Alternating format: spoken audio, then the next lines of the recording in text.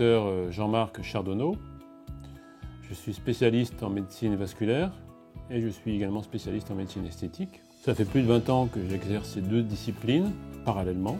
C'est un véritable carrefour, c'est une rencontre entre d'une part les connaissances médico-scientifiques et d'autre part l'aspect psychosocial des individus et qui nécessite une observation et une réponse individuelle à chaque cas. Aujourd'hui, la médecine esthétique a évolué principalement par 4 moteurs. Le premier, c'est l'évolution des technologies. Le deuxième, c'est la meilleure compréhension des éléments et des événements physiologiques et physiopathologiques. Ensuite, c'est des soins de moins en moins traumatisants. Et enfin et surtout, il faut le dire, c'est une démocratisation des tarifs. Exercer la médecine esthétique, c'est d'abord écouter les patientes. Ensuite, c'est observer.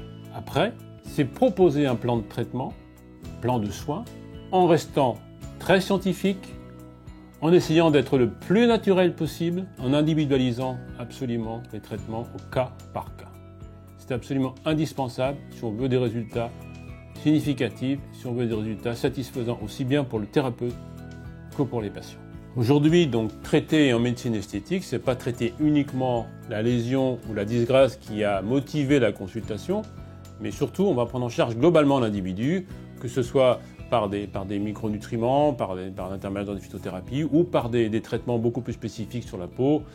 Aujourd'hui, on a quand même une large gamme de traitements possibles. Ensuite, il faut savoir qu'aujourd'hui, la médecine esthétique, c'est principalement 5 domaines. C'est les séquelles d'acné. Aujourd'hui, on a des résultats très pertinents avec l'association LED, radiofréquence aiguille et mésothérapie. Les vergetures, qui bénéficient à peu près de la même approche thérapeutique. Ensuite, c'est le vieillissement, bien sûr, du visage, avec là une panoplie considérable de prise en charge, que ce soit par l'intermédiaire de fillers, que ce soit par l'intermédiaire de peeling, que ce soit par l'intermédiaire de mésolives, que ce soit par l'intermédiaire aujourd'hui de fils suspenseurs.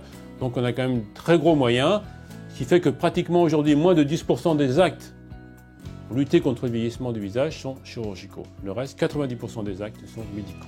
Ensuite, on a bien sûr la demande en esthétique de traitement de la cellulite. Et il faut bien sûr tout de suite faire une différence entre la cellulite peau d'orange et la cellulite que nous, dans notre jargon, on appelle le stéatome, c'est-à-dire la cellulite profonde, donc ce qui est caricaturé par la fameuse culotte de cheval.